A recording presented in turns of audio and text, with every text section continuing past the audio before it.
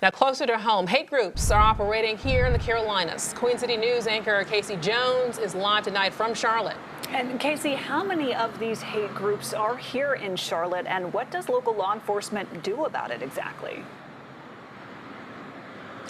So the Southern Poverty Law Center says they're tracking at least close to 50 hate groups in the Carolinas. And of course, Buffalo's hundreds of miles away from here, but these racist groups peddle racist ideas, falsehoods, and misinformation on social media, and they make their way to followers, and that empowers people like 18-year-old Peyton Gendron, that Buffalo shooter. Close to 700 miles away in another Queen City, a self-proclaimed white supremacist shot at least 13 people, killing 10. Authorities say he targeted the Buffalo grocery store in a predominantly black area. Charlotte attorney Walter Bauer says some hate speech is protected by the First Amendment. Until they reach a point where they commit a crime, such as communicating a threat or even planning something that would bring violence. The 18-year-old shooter, Peyton Gendron, shares the racist ideas of hate groups operating in the Carolinas. The Southern Poverty Law Center tracks close to 50 hate groups combined in North and South Carolina. There's somebody in the background always motivating this type of behavior each and every time. UNCC professor SHANNON REID studies white supremacist groups as gang violence. These individuals are here in Charlotte. They are in our schools, they are our children.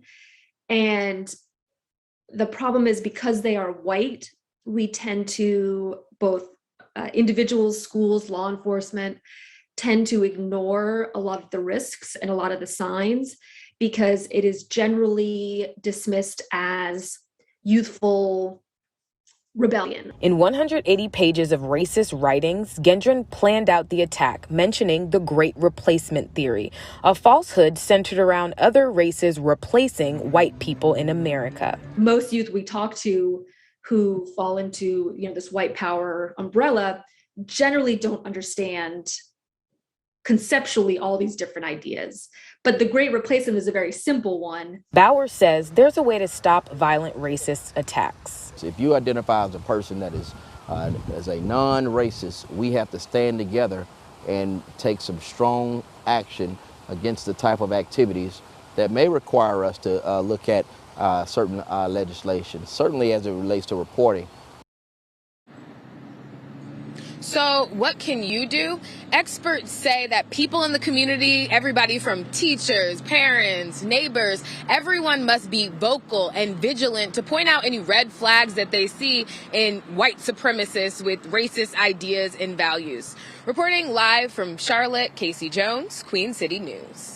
All right, Casey, thanks. This mass shooting comes days after South Carolina leaders failed to pass a hate crime law, but state lawmakers say they are not giving up. Representative Wendell Gilliard says the Buffalo shooting gave him deja vu after 9 people were killed at Emmanuel AME Church in Charleston back in 2015.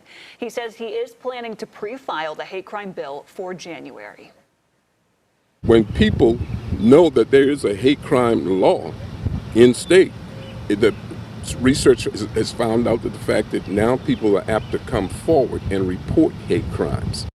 If passed, the bill would enhance penalties for someone who commits a hate crime.